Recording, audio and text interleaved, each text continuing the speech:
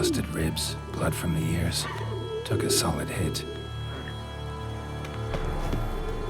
Throat torn open by man-like jaws. Man-like, except for long fangs. Massacred by a vampire. Not an Ekimara, though, or a Fletter. Bruxa, gotta be. Attacker had no trouble knocking over the cart.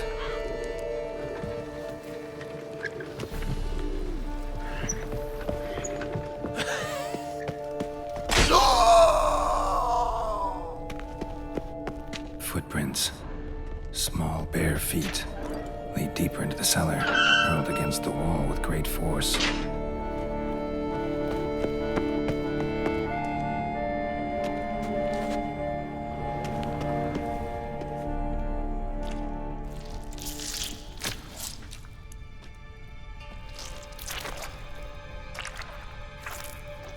You. Saw you at the inn. I know what you are. Don't know why you killed these people, though. Clearly wasn't for their blood.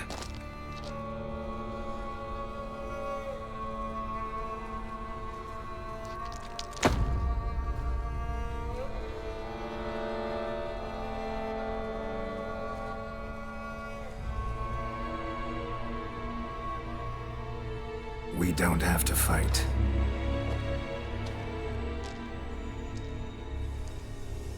You are wrong.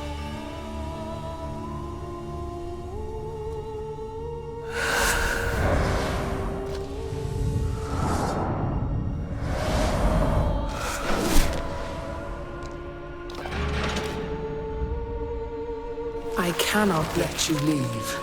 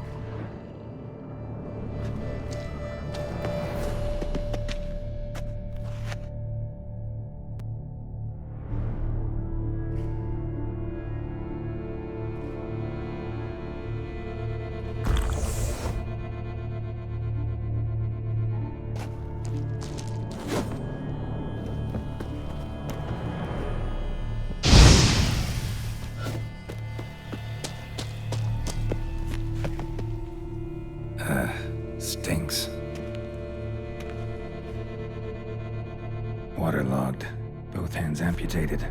Body was quartered just as I thought. Laid in water for some time, head swollen, and something took a few bites out of it. Something in the throat. A pouch, bulging with coins. Nilfgaardian florins, from several different provinces. If the murderer did this, means we're dealing with a sentient thinking beast.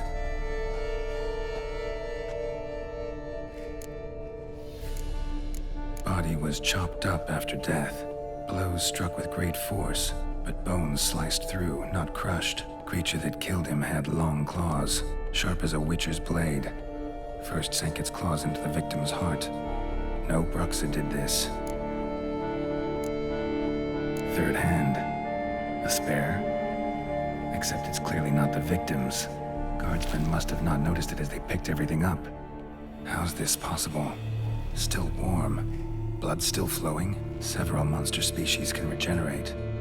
Never heard of that happening to their severed limbs, though. Or of their limbs seeming completely... Examine the tissue more closely later. Might learn something.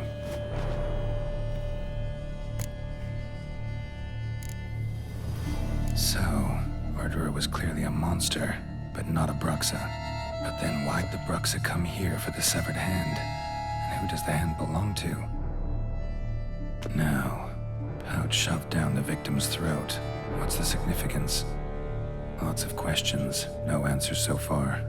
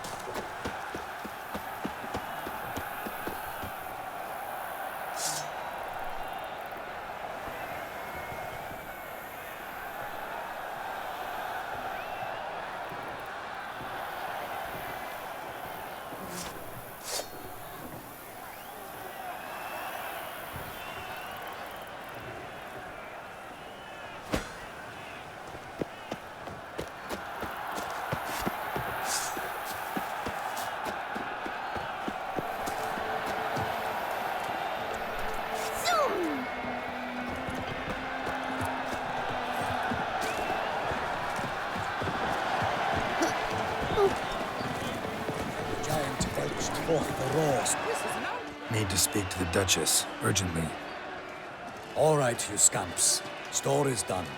Go find your parents. But the Pamarin, what about the story of Rittik and the dragon? They're tales for another time. But take a good look at the man who stands before you now. This is Geralt of Rivia, the master witcher who lent his valiant hand to the defeat of the giant Goliath. Master Witcher, is it true virtue always trumps villainy?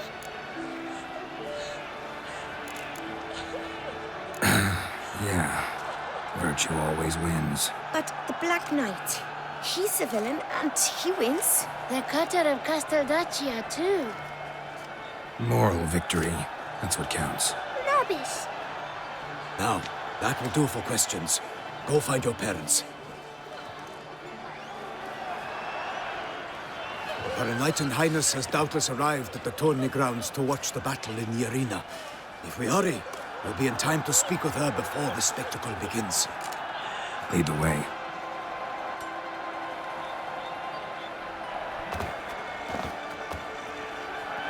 Who's fighting? Nilfgaardian gladiators? Close, but not quite. As you will soon see. Someone's gonna fight a Shaelmar with only some bells on its tail to confuse it, slow it down? Whatever is the problem? The beast is a gift from the Emperor, no less.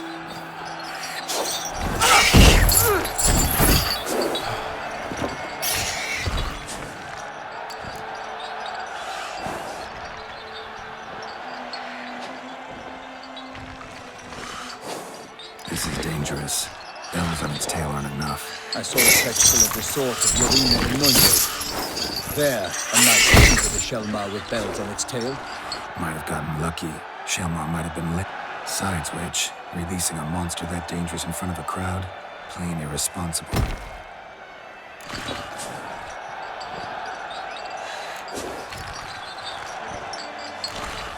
Let's go.